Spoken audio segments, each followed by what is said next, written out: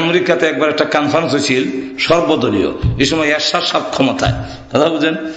তখন সর্বদলীয় সব দল থেকে একজন হুজুর দাওয়াত দিছে, 10 মিনিট বা আধা ঘন্টা টাইম, এর ভিতরে তার ধর্মীয় গ্রন্থ তেলাওয়াত করবে, আমরা দেখব কার কোন ধর্মীয় গ্রন্থের কি পরিমাণ আসর প্রভাব। তো সব ধর্মের লোকেরা আসলো, 10 মিনিট টাইম বিচারক মন্ডলীরা আছে, তারপরে রেড সিগন্যাল দেওয়া হবে, লাল বাতি আছে, টাইম মানে শেষ হয়ে গেলে লাল বাতি জ্বলে উঠবে, আপনি শেষ, হাঁপবেন, আর বলতে পারবেন না, শেষ।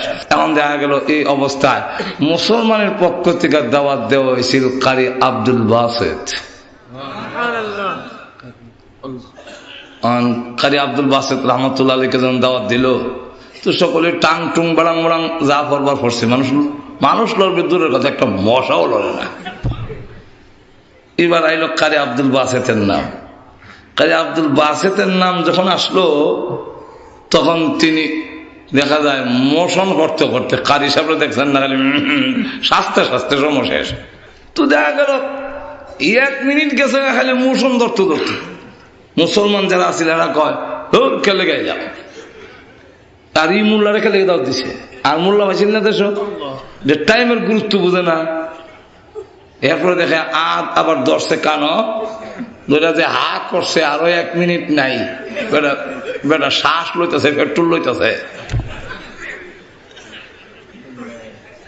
তখন সব মুসলমান মাথা নিচের দিকে দিয়ে কয়, আহা, ইজ্জত নিয়ে আজকে যাওয়া সম্ভব না।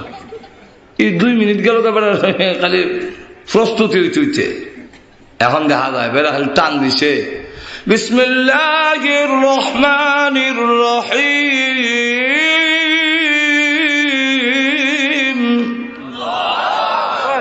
এমনি যারা কলম দিয়ে নম্বর দিত, কলম থইয়া যে চাইছে আর খবর নাই। যারা সুইচ টিপ দিয়া লাল বাতি জ্বালাইতো, ওনার আর যায় না।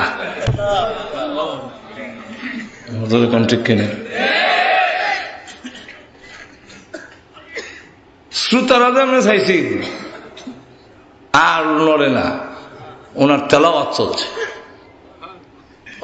যখন শেষ করছে, সাদাকাল্লাহুল আযীম।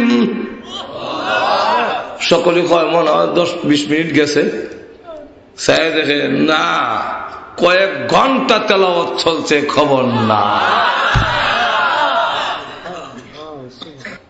উনি স্টেজ থেকে নেমে যাবে, শত শত খ্রিস্টান যুবকেরা দেওয়া গেছে, ও কালে আব্দুল বাসির কোথায় যান, আর যায় না।